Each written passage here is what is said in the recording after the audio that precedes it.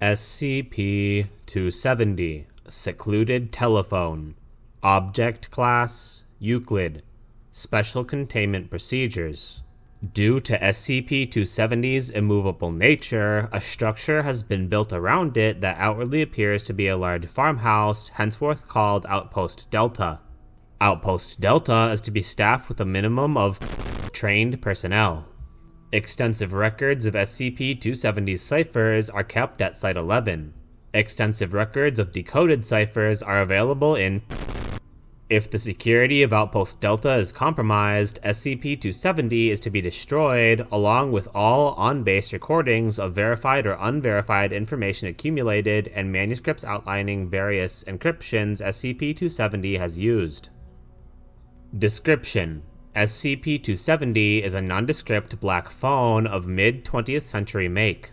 There were no human populations exceeding people per square meters within a radius of the location of discovery, and SCP-270 itself was well hidden by surrounding native vegetation. The unusual properties of SCP-270 were apparent upon discovering that the power cord extended an indefinite length into the soil directly below SCP-270, despite which a steady voice was speaking through the earphone. Investigations regarding how long the cord is have since been officially discontinued. See Addendum 270-A. What makes SCP-270 of continued interest is the audio stream from the earphone, which has since been discovered to contain encrypted messages that are of value to the Foundation. Said ciphers are referred to as SCP-270-1.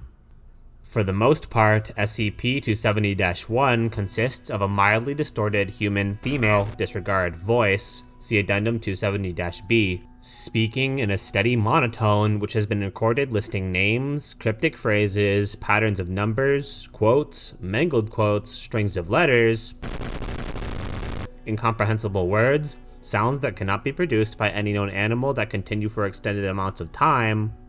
Unconfirmed languages have been distinguished to date, of which are recurring, monologues, nursery rhymes, leading to speculation as to whether or not the narrator is, in fact, human, etc.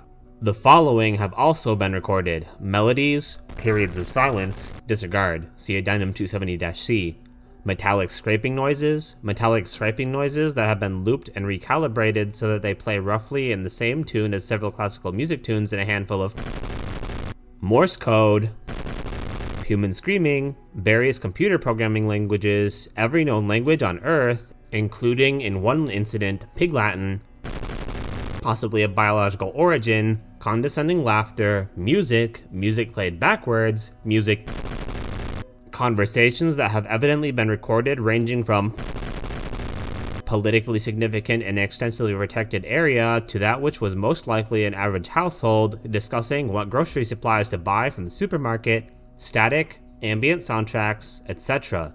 SCP-270 is otherwise a perfectly normal phone and is susceptible to damage as similar phones would be. Disassembly has not uncovered the source of SCP-270's unusual properties. Speaking into SCP-270 has no effect on SCP-270-1. Disregard, currently disputed, refer to Incident 270- in which attempts to decipher SCP-270-1 have yielded partial success. In one notable case, a complicated cipher proved to be an intensive description of an SCP's imminent attempt to breach containment. Evidence of such was found in the of SCP's containment. Containment breach was accordingly prevented. Decoded portions have alternately been startlingly useful to the Foundation and immensely frustrating to both personnel working on SCP-270-1 and Foundation officials. For example, 1. Our study of what seemed to be a significant cipher proved to translate into a long and painstakingly thorough list of extremely unofficial synonyms for a human. Likewise, information gained from SCP-270-1 have both preventing a possible XK-class end-of-the-world scenario and listed secret ingredients of Dr. widely praised cherry pie. As it is impossible to determine how useful portions of SCP-270-1 will be, personnel are advised to choose whatever segments of SCP-270-1 they deem most promising. However, some portions of Cypher are either too intricately encrypted for our most perspicacious personnel to decode, or indeed may hold no meaning at all. Attempts to decode SCP-270-1 are continually ongoing. See Addenda 270-D and 270-E.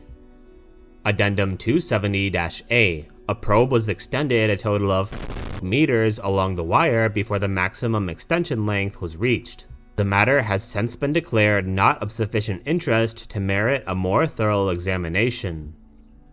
Addendum 270-B. As of military time, the unidentified female voice of SCP-270-1 stuttered for seconds before breaking down into what researchers described as disconsolate sobs, pleading to be. This continued for seconds before audio cut off abruptly to a minute excerpt of SCP-270-1 from. Immediately afterward, SCP-270-1 proceeded as usual, the only noticeable difference being that the voice narrating SCP-270-1 was male. Addendum 270-C. Further examinations revealed that this was not in fact silence, but audio stimuli both too high or too low-pitched for human perception. Additional unidentified languages have been discovered upon supplying Outpost Delta with appropriate audio equipment. Addendum 270-D. As of late, SCP-270-1 has been becoming noticeably more difficult to decode.